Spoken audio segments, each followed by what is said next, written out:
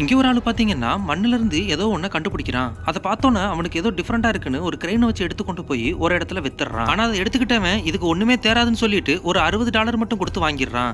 ஆனா அன்னைக்கே பாத்தீங்கன்னா அதை ஆன்லைன்ல பிளாக் மார்க்கெட்ல 500 மில்லியனுக்கு வித்து. ஆனா அதை வாங்கினது யாருன்னா அது ஒரு தீவிரவாத கூட்டம். அவங்க அந்த பாம்பை வெடிக்க வச்சு எப்படியாச்சும் வேற ஒரு நாட்டு மேல பழிய போட்டுறன்னு சொல்லிட்டு பிளான் பண்றாங்க.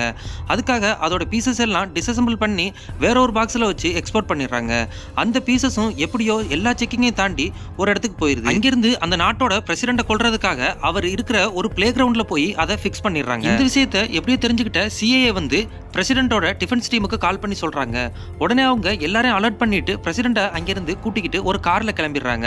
ஆனா அவங்க கார்ல கிளம்புன நேரம் பார்த்து அந்த இடமே வந்து மொத்தமா வெடிச்சிருது. அது வெடிச்சதுக்கு அப்புறம் பாத்தீங்கன்னா அதோட தாக்கம் வந்து அந்த இடத்துல மட்டும் இல்லாம அது பல கிலோமீட்டர் அளவுக்கு வந்து ரொம்பவே பெரிய ரேடியேஷனை கிரியேட் பண்ணுது.